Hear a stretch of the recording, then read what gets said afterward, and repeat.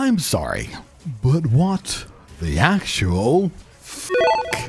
So here I was, checking in on the latest big patch for Monster Hunter Wilds. It's not a title update or anything, just a regular old patch. And the new update has the first Capcom crossover event, something they've done many times before in older titles, and not just with their own stuff, but other people's property as well. But this time, it is a Capcom thing. It's Street Fighter 6, and specifically Akuma. Or perhaps, I've heard some people pronounce it Akuma, which just hits my ears really weird. It's Akuma, right?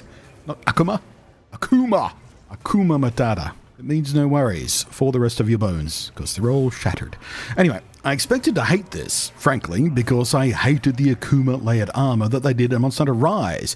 I never used it myself, but every time I was in a multiplayer quest with someone else wearing it, the constant, and I mean constant, incredibly intrusive flood of grunts and groans and that this cosmetic armor made your character do at basically every action drove me nuts.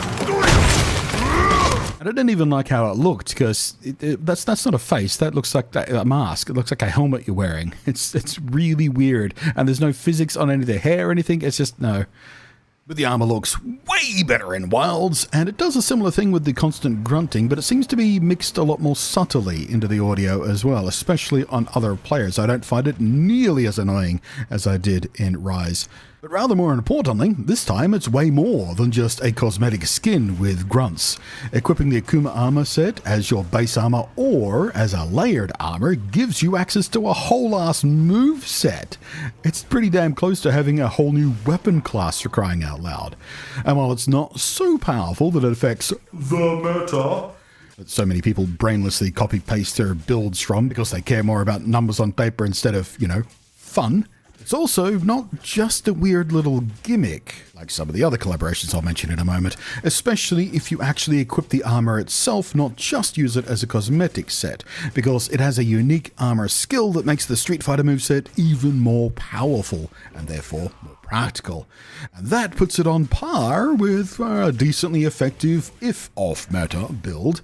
I've literally done entire hunts without ever unsheathing my actual weapon. It is shockingly fun to use. There's even a special combo move you can trigger for wound breaks that gives you a whole cutscene and everything, and you can even use it for offset counters. And it has a bunch of skill slots to fill, which I have done thusly. I'm not sure whether this is the most optimal way to do it, but it seemed fun to me.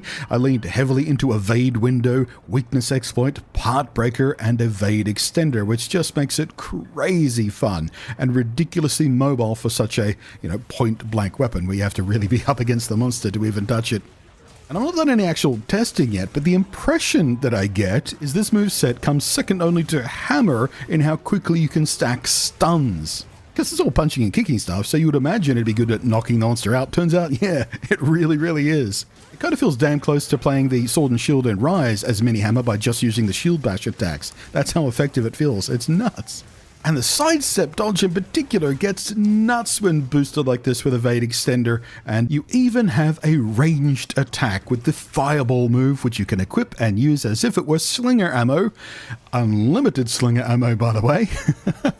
It is no understatement to say that I was shocked how much fun I was having with this. Because like I said, I hated the Akuma layered set in Rise, but the main reason I'm shocked is because this is the very first time Capcom have gone to this much effort in one of these collaboration event thingies.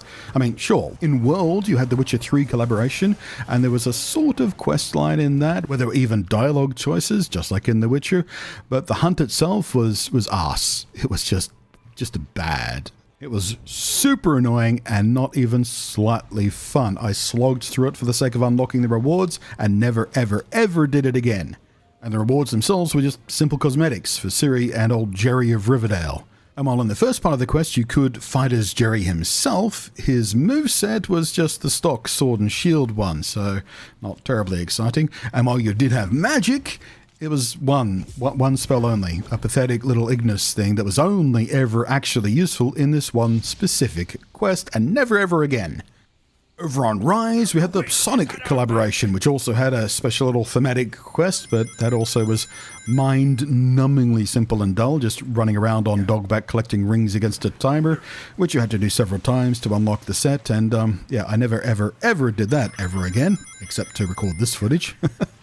But at least the cosmetic set you got for it was decent, and all separate parts, by the way, unlike the previous Witcher ones, which are all or nothing full sets, which is what Akuma is, by the way. So there was some fun cosmetic fashion game options here as well. But the Street Fighter collab in Wilds is next level in the context of Monster Hunter. There's a little quest line, not too different from how they did the Witcher stuff, frankly, in World.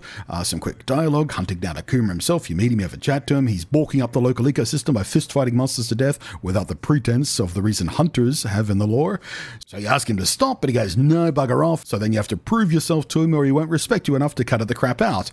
So you cosplay as Akuma, you pinch his moveset, you beat up an Arajikan in the arena quest, and this is your first experience with the moveset, and it is extra boosted in power in this Arena Quest 2 to really encourage you to use it instead of your weapon. They give you very, very basic weapons in this Arena Quest, so it's all really fun. But once you beat him, back to Akuma, who's, alright, I guess you're pretty tough. I'll bugger off, I suppose, and stop murdering everything that moves in front of me with my bare fist and feet. So then you can craft his cosplay armor, dye it up to your personal tastes, and off you go. Punching and kicking monsters to death, except, you know, this time with guild permission, so it's okay. But man, the fact that they built a whole new moveset, basically adding another weapon to the game, more or less, even if there is only one option for the weapon.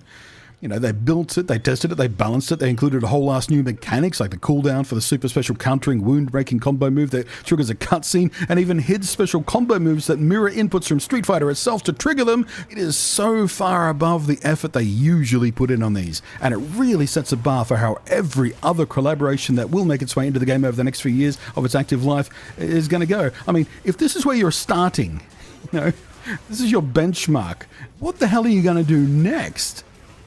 Also, side note, in the second big title update coming, we're finally getting layered weapons, so yay for that. But man, if you've lapsed away from Monster Hunter Wilds since you reached, current endgame, it is time to pop back in again, at the very least, to test the Akuma stuff out. And yeah, title update 2, that is huge, by the way, but we'll come to that when it's a bit closer. Not long now, though. So thanks for watching. I look forward to seeing your arguments in how Akuma is correctly pronounced in the down below. Thank you as always to the patrons, and I will catch you next time.